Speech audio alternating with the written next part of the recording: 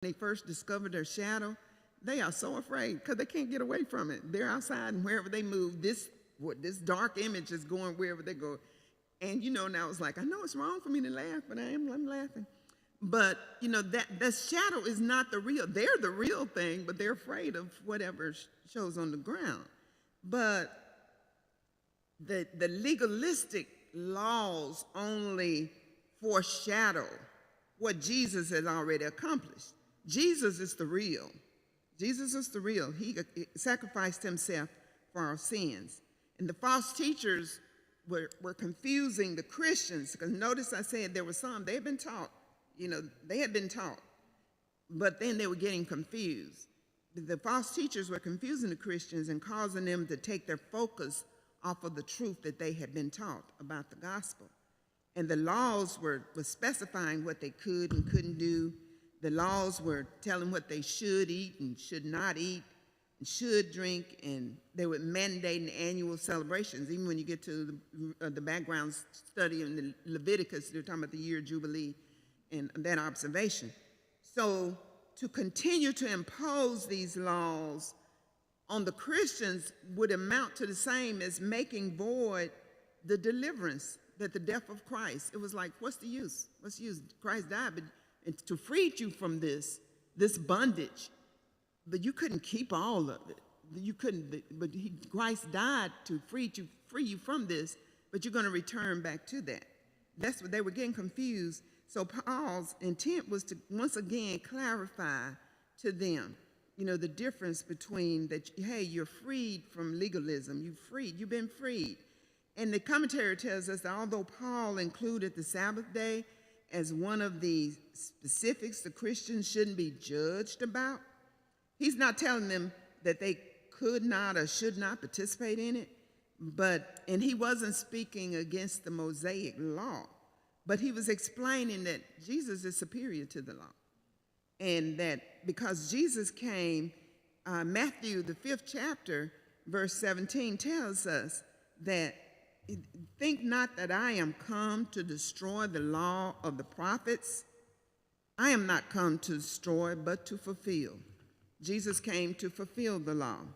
And he is focusing on the fact that there should be no human judgment. Paul is focusing on the fact there should be no human judgment because only Jesus has the authority to stand in judgment. And there was no room for believers to criticize each other regarding what they were eating and drinking, or what they were celebrating or were not celebrating. And the old rules and regulations had lost their purpose because Jesus had already fulfilled them. Remember I said they were a foreshadow. They were a foreshadow of what was to come. And our lesson also tells us in this outline that unfortunately there were forms of legalisms, and even today they're still alive and well. And sometimes people may use rituals or laws or what you should do, shouldn't do, and we may use them as a checklist. Check off this. Yeah, I did that. I didn't. I remember when I was growing up, and it wasn't a law, but I was taught.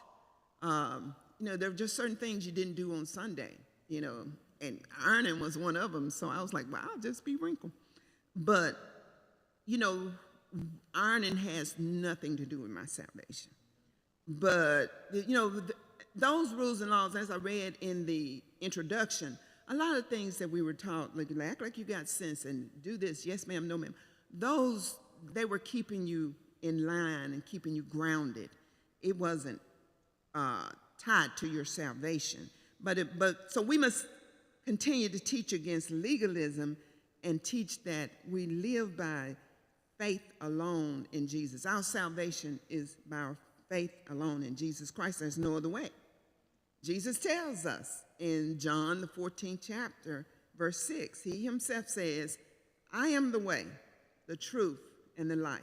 No man cometh to the Father but by me. And in other words, he's saying salvation is through me and me alone, and not through your legalistic rules. Not what you're eating, not what you're not eating, not what day you're doing this and what day you're not going to do this. Not if I earn, my salvation is not good. It's only through Jesus. And just like when we come to church, come to this church, we got different directions we can come to get here, But Jesus says he is the way, there is no other way, to get to the Father but through him. We can come to church like that way, this way. If we're rich enough to have a helicopter, we could probably, get permission to land. But Jesus is the way. So the second outline, any questions on the first outline before I move forward? Okay. Second outline is freed from mysticism. And that covers the Colossians 2nd chapter, verse 18 and 19. It reads as follows. Let no man beguile you of your reward in a voluntary humility and worshiping of angels, intruding into those things which he hath not seen, vainly puffed up by his fleshly mind, and not holding the head, from which all the body by joints and bands having nourishment ministered and knit together increases with the increase of God. So, freed from mysticism. So we're like, what is mysticism? The sense of some form of contact with the divine, believing with a direct knowledge of God. A spiritual truth or ultimate reality can be attained by such like intuition or insight. And there are 4 areas of mysticism. The first part is asceticism. And asceticism is when there's an extreme self-denial of physical pleasures and convenience, even when you don't need to, just to obtain a higher spiritual plane, and you're going to great length.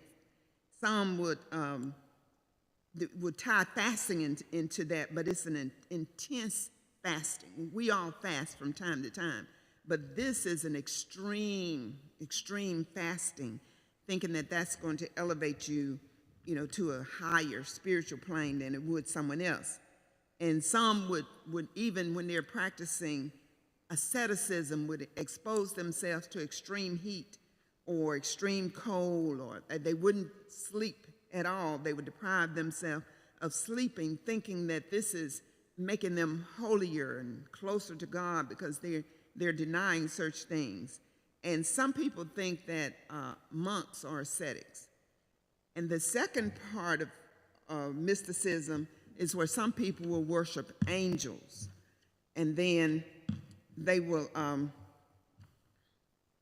that would be participating in worshiping the angels. And then there's some that will be seeking mystical visions. They're saying, I see this, I'm way up here, to draw attention to themselves. And then pride was promoted as an esoteric, unusual, very unusual and understood, that's only understood by, where it says promoted by esoteric teachings, these teachings that are very unusual. But what is Paul telling us about these 4 areas of mysticism? Paul is telling them, don't fall victim to these enticing and captivating words that schemers may use as one part of the mysticism. And they're making these attractive claims. They're using words, and they sound holy. But he tells them, don't let anybody trick you. Don't let anybody declare you unworthy or disqualify you or make you feel condemned because they're using, like I'm not as extreme as they are. They're extreme. They're saying they're on a different plane because they're doing self-denial with asceticism and mysticism and talking to angels. And then like, can you do that? Can you do that? But he's saying, don't fall. Don't do that, because their sinful human minds have caused them to be proud and puffed up, and they're not, they want to give the appearance that they're really connected to Christ, but he was saying their message or their vision was not really received from God. They're out of touch with Christ. And then when we talk about the head, Christ is the head, and put us together in one piece, the head from which all the body by joint and bands have nourishment together, because we properly grow when we are increased by God. It is God who is helping us to grow. It is God that's helping us to grow in the faith. God gives the increase. So, that mysticism part was a little confusing. But when you think about mystics, you think about people that are participating in stuff that is separate and apart from the worship of Christ. But then it's really to draw attention to themselves. That's what it's like, attention to themselves and not really on the message or following of Christ. You were saying? Yes, make look good and look wise and look real spiritual and on a very high spiritual plane, up higher, And that's what Paul was telling them. Don't fall victim to that. Don't let anybody make you feel like you haven't made it there. You missed the mark. I'm up here. You're not there yet. Don't do that. And he was teaching them. He was trying to teach them because, like I said earlier, some of them had been taught and they knew about salvation. They knew about salvation through Christ.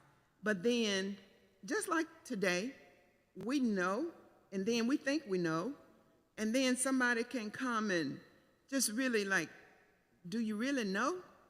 And that's how I believe, back during the time when Jim Jones, some of us recognize that name, and other cults, people were, and I was like, surely there are no Christians that got in that. And then, come to find out, yeah, there were people who had professed to follow Christ, but, they fell victim to that because, and I think there was another one, maybe Heaven's Gate or something, and they would fall victim. And it's like you would question, how do you've been brought up, you've been taught. Now, how do you fall for this? How do you? There was a girl I went to high school with, and when I used to not like to call her name because it seemed like I would hear from her, but in high school, she was reared. I know she was reared in the church and with the Baptist background. And she attended college in Kentucky. And I went to her, I went to graduation, and she majored like in business, area of business, and I was like, that's a good field. You'll probably be able to get a good job. But instead of seeking to work in the corporate area, she decided to go to, it was the Peace Corps at that time. And I knew very little about that. But she joined with the Peace Corps. And then, so she was in a different, I can't remember what state she moved to from Kentucky, but she was in a different state. And she called me in the middle of the night, and she was like really, I guess, giving me a testimony that she had joined with these people, and they had been in a worship service, and one of the members had her leg amputated, and that they were all praying, and God told them that her leg was going to grow back. And I said, wait, what did you say? And she said, yeah. She said, people thinking that we're saying they're going to get, a prosthetic. She said, no, God told us it's going to grow back. And I was like, no. And so she said, yes. And I said, okay. And then she was like, when she came to visit, she lived with her aunt, and when she came to Athens to visit, and I visited her, and we would always go like in her room because we sit with her aunt, and then we go in her room and talk. And she started playing this music. I had never heard anything like it. And I started getting scared, So, I'm humanly. And so I was like, well, let me figure out how it's time for me to leave. Because she was telling me things that, I was, the more I tried to say, you were brought, just like in the introduction, I said, you were taught. You taught like I was taught. You were taught different than this. But she was like, oh, no, you just don't know. You need to get out of Athens. There's so much out there. I said, yeah, I know. There is so much out there. But what does the word tell us? That's why we have to study to show ourselves approved, a workman of God, not being ashamed to rightly divide the word of truth. But if we don't study, then we will fall, because you can take one scripture, and a false teacher could take one scripture and would build a whole denomination or a whole message off of it that would leave you walking away like, well, he got a point. Got a point. And then when I told her, and one of the things that I told her, I said, you have to look out for is this phrase right here. They will tell you when you go and tell your family or whatever that this is what you're following, they will try to talk you out of it. So, okay, they tell you that. They tell me this, okay? So when I go and tell my family that I'm in this group and legs are growing, my family will say, try to talk me out of it. And what that does is confirm what they have been told. So it's like, yep, they said it would be like that. They said that you would say that I was wrong. They said this. And it gives confirmation and strength to the false teaching. So, but Paul was trying to tell them, like, get away from that. The mysticism, the legalism. Christ is the way. You've been taught, you've been taught the way, and stick with the way. So then, the third outline, any comments on the second outline?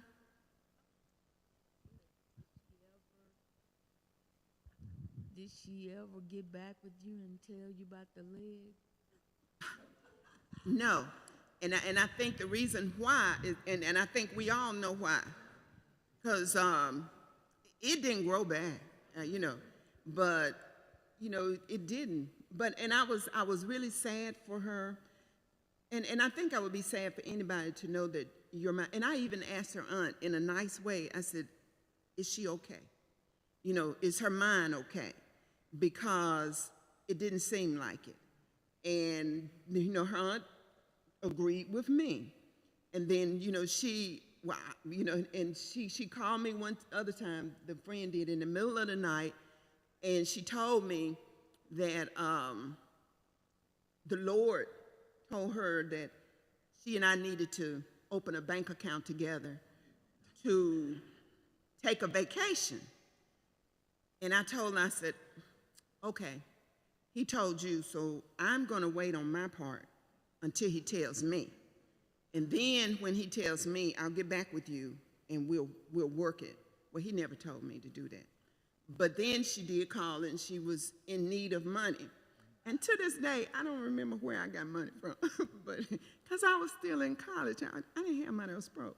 But she needed some money, and I did send it to her, because she was ahead of me in school. So when she graduated, I was still in college. But I did send her money, and I happened to see her aunt, her aunt in a store, and I told her, I didn't know. I was, saying, yeah, I heard from her, and she needs somebody to send it to her. So the aunt was like, no, don't ever do that. And she gave me the money back. She said, don't ever do that. And she said, she's in that group. And I was like, but she sounded desperate. She called me in the middle of the night crying. So, okay. And like I say, I don't know where I got money from, but And when she found out, the next time she did come back to Athens, and I did go visit her, and she found out, we were in her room again, and she said, and her voice changed. I thought she was going to kill me that day. But because her voice changed, and she said, don't ever tell, what I tell you is between us. Don't ever tell my auntie anything. So, first I was a little afraid. But then I braved up. And I said, well, I tell you what, the next time, don't you lie to me. And I was getting up at the same time and making it to the door. But I said, don't lie to me, because if you need something, be straight. Because if you're lying, the lie is going to find you out. My grandmother always told me that, that you lie, the truth will come out. And so from that time, on, I decided she was not the best person. I needed to love her from a distance because I could not convince her that she was wrong. I couldn't, and she couldn't convince me to join the cult with the growing leg. So it was like, I'm going to love you where you are, and I'm going to pray that the Lord will show you the way. I have no idea to this day where she is, and I used to tell people, I don't like to call her name because every time I call her name, I hear from her. So I don't know where she is, and she's still, but I do think she's still in that, whatever it was. But you got to have a strong mind. You have, or if you don't have if you're not studied in the Word, like I said before, somebody can take one scripture, one word from the Bible, and try to discredit everything that you've been taught. So you have to be focused and grounded, rooted and grounded in the Word. And you have to know, who you're following. Who are you following? You're going to follow man or follow Christ. You got to know. And the third outline is freed from asceticism. And notice asceticism was part of mysticism. And as I said before, asceticism is when you have extreme self-denial. We go through fasting, but we're not extreme. I don't be extreme, but we're not extreme. So, and the remaining verses say, wherefore, if you be dead with Christ from the rudiments of the world, why, as though living in the world, are you subject to ordinances? Touch not, taste not, handle not, which all are to perish with the using. After the commandments and doctrines of men, which things have indeed a show of wisdom and will worship and humility and neglecting of the body, not in any honor to the satisfying of the flesh. And as I said before, freed from asceticism, asceticism was a component of mysticism that involved extreme self-denial. Verses 20 through 23, Paul is telling us, he's asking the Christians to self-reflect. In other words, it's like saying, let's think about this for a minute. Let's think about it. That's what he's really telling me. He said, wherefore, if you be dead with Christ. So he asked them a question. He said, since you died with Christ, or, he wanted them to think about this. If you died with Christ, then you're dead to the world, right? Then why, as though you still belong to the world, are you submitting to the world's rules of do not touch, or do not handle, do not taste? And he's showing the worldly attitudes that Christians should avoid, because Christians were exempt from Judaism rules regarding the touching, handling, and to please God, and eating to please God. The world no longer had any authority over them. He wanted them to accept that they are now one with Christ. So if you're one with Christ, why are you worrying about these things? You're one with Christ.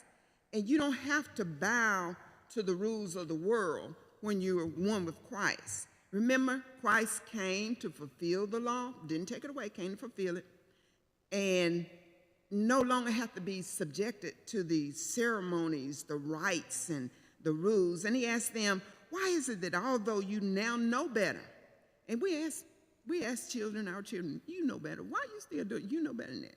But he's asking them, you know better, you've been taught better, but you're still trying to accept the influence of the false teachers. Why is that? Why are you going back to the worldly standards and rules? And the rules seem wise, but they're not. And that's what he's saying, telling them in verse 23. Not in any honor to the satisfying of the flesh. Why are you doing that? Why are you going back? They seem wise. They seem like some good rules. Don't eat this, don't eat that. Hold it, you hold it. Don't touch this, don't touch that. So we live in a world where we are not to be of the world. 1 John tells us that. And the commentary says that to be of the world is to love the things of the world more than you love God. But, we need to live as we were taught. We need to be in tune with the world so we don't fall victim to the worldly teachings and not be led astray. And the closing thought in this lesson says, false teachers infiltrated the church in Colossae and attempted to promote salvation by adhering to human effort through Jewish legalism, mysticism, and stringent self-denial. Paul proved to them that this heresy was enslaving and powerless to produce spiritual growth. He also confirmed that trying to grow spiritually through these efforts was futile and unnecessary because Christ had forgiven them and given them new life. So it says that recent studies have shown that believers are falling away from the church, and others are not acknowledging Christ for who he is. Some believers rely on horoscope for guidance and follow human-centered rules to achieve salvation or spiritual growth.